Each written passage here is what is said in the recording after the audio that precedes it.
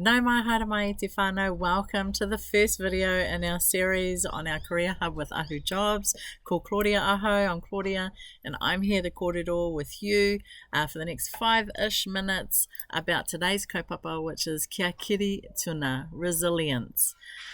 Today I'll be talking with you about what that definition is, what it means, why it's important, and some top tips about being resilient. So as you can see, I'm sitting in one of my favorite local parks today, and that's a part of me building my resilience. I like being outside, getting some fresh air, and being one with nature, listening to the birds and feeling the wind on my face.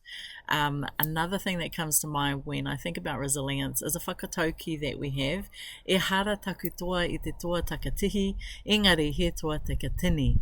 My strength is not the strength of one, it's the strength of many. So what does resilience actually mean? So there's two different definitions I want to be able to share with you today. And the first one is the Western definition. And Te Ao Pākehā, it's the ability and the capacity to cope and recover really quickly from difficulties. It's the ability to adapt and grow following those tough times and be able to bounce back from those hard things in your life. In Te Ao Māori, our sort of interpretation and perspective of resilience means many things all at once. So central to our culture and identity is the use of both our individual and our community strengths to cope and protect ourselves. And that means we surround ourselves with our whānau, our support network. We stay connected and share with others what's going on. In our culture, it's important to note that we're never alone when we go through things. We're always working as a collective and being together. That's a big part of whakawhanaungatanga for us, and that's the process of establishing and maintaining those important relationships that will help us through hard times. So why is resilience so important? It's important for a couple of different reasons. It helps you bounce back from those tough times. It also looks at improving your hinengaro, your mental well-being, and it can even help protect you from some of the different mental health conditions that our people suffer from, like depression and anxiety. It also helps manage your stress, and that's incredibly important, and it also enhances your coping skills. So how can I be resilient or more resilient? There's kind of 8 things I look at when I think about being resilient. The first tip, which is the most important one for me, which is making time for self-care. So take care of your body in its whole holistic view. So the 3 aspects that usually are the first to drop off when we're stressed out is eating, exercise, and sleep. They go way off track. So make sure as soon as you face a hard challenge or a difficult time, look after yourself, do some self-care, eat healthily, exercise regularly, and sleep well. Tip number 2, everyone's timing and path to bouncing back is different. So don't worry about other people, what they're doing, how they're looking at things, what they're saying. Just focus on you, what feels right to you, and keep perspective. Be compassionate, keep it real, and be kind to yourself. Tip number 3, focus on what you can control and reframe the negative. So stay focused on those positive things in your life as well, and keep believing in yourself. Tip number 4, invest in your relationships. So sharing what you're going through means others can really support you.